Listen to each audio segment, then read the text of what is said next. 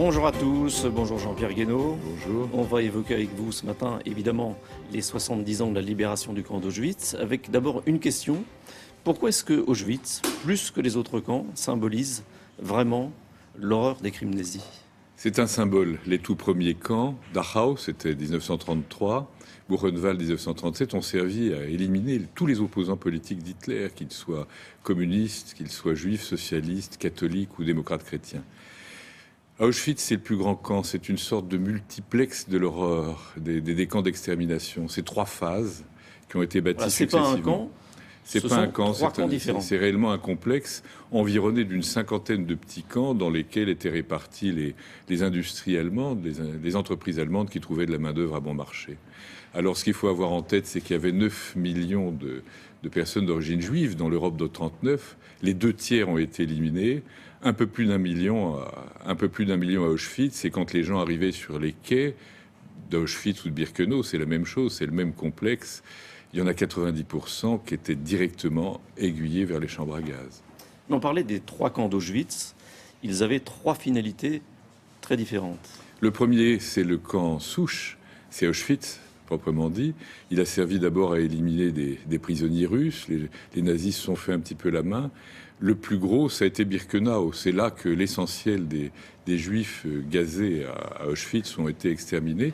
Et puis il y avait Norowitz, qui était le 3e, qui lui était le camp où on envoyait les gens qui étaient à peu près costauds, à peu près valides, et qui fournissait une main-d'œuvre à bon marché à certaines entreprises, comme IG Farben, qui a fabriqué... C'est ça qui fait froid dans le dos. C'est-à-dire que Auschwitz a servi aussi à l'industrie nazie. Ah oui, oui, terriblement, avec d'ailleurs des labels, des marques qui existent toujours aujourd'hui.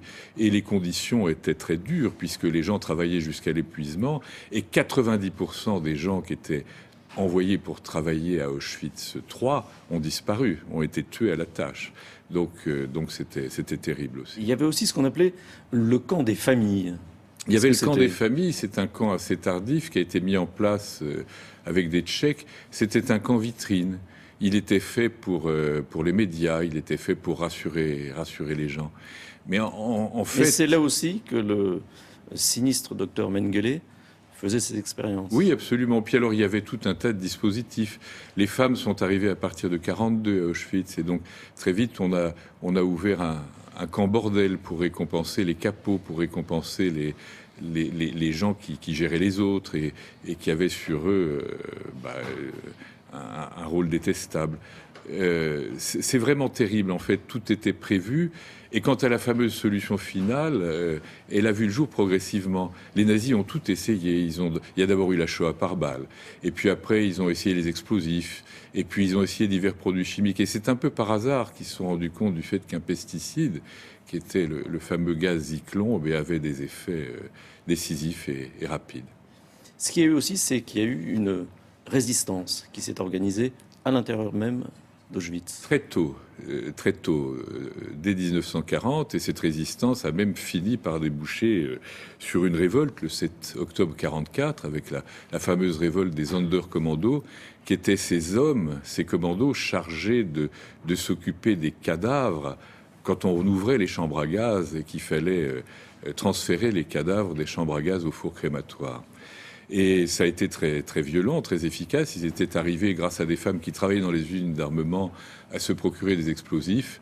Malheureusement, ça a très mal fini, car bien sûr, ils ont été réprimés par les SS. Mais ces réseaux de résistance étaient très efficaces. Et vous savez que la résistance a toujours été à la fois unie et divisée, en France comme ailleurs. Et je dois dire que dans beaucoup de camps d'extermination ou de camps de concentration, il valait mieux avoir un label politique. Et très certainement, les gens qui appartenaient à des réseaux communistes, par exemple, étaient certainement un peu mieux défendus que d'autres et avaient une longévité peut-être un peu plus sûre.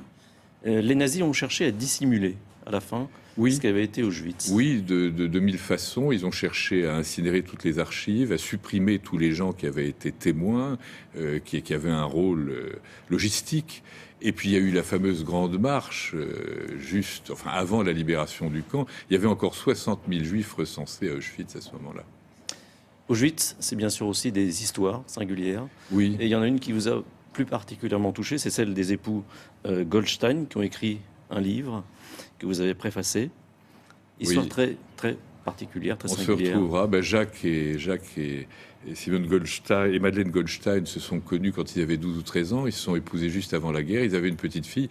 Ils sont rentrés dans la résistance, l'un et l'autre, de façon très offensive. Ils ont été pris en même temps, déportés en même temps.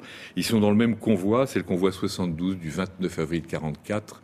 Et là, arrivés à Birkenau, où ils sont séparés, 90% des gens vont directement à la chambre à gaz. Et Jacques Goldstein dit à sa femme, on se retrouvera. Arrêt sur image, ils vont vivre ce que vous pouvez imaginer. Et en 1945, après la libération du camp par les troupes soviétiques, ils finissent par atterrir au Lutetia, comme beaucoup de déportés. Et on les voit à l'image. Oui, et là, Jacques est grabataire, il pèse 35 kilos, et il sait qu'il y a des listes. Alors il se renseigne pour savoir si sa femme est là aussi au Lutetia, et on lui dit elle est là, mais elle vient de repartir. Alors il est fou, excité, on essaye de le droguer, de l'endormir pendant 2 heures. Quand il se réveille, il est comme fou, il sort du Lutetia parce qu'il veut retrouver sa femme. Elle est repartie, et puis la chose étonnante, et je n'invente rien, elle a oublié quelque chose. Et ils vont se croiser, elle revenant, lui sortant de l'hôtel, lui en pyjama, il pèse 35 kilos, dans le tambour de l'hôtel Lutetia. Et là, ils vont se retrouver, se reconnaître, laisser tourner le tambour, s'embrasser, et toute l'assistance présente de l'hall du Lutetia va les applaudir. Ils se sont retrouvés. Voilà une des très rares histoires qui finissent bien, puisqu'il y avait 1044 juifs dans le convoi 72. Il y a 12 femmes qui sont rentrées, 25 hommes qui sont rentrés seulement. Et Jacques faisait partie des 25, Madeleine faisait partie des 12.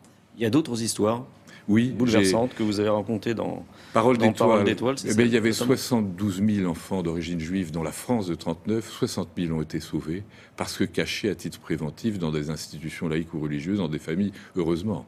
Heureusement parce que leurs parents sont partis en fumée à Auschwitz en général.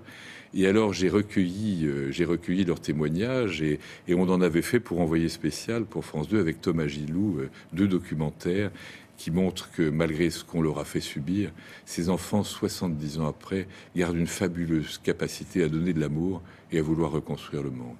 Merci Jean-Pierre Guénaud. Merci à vous. William. Nous reparlerons de la libération du camp d'Auschwitz tout à l'heure dans notre édition, dans 3 minutes. Merci messieurs. Pour l'instant, c'est la météo avec Anaïs Baydemir.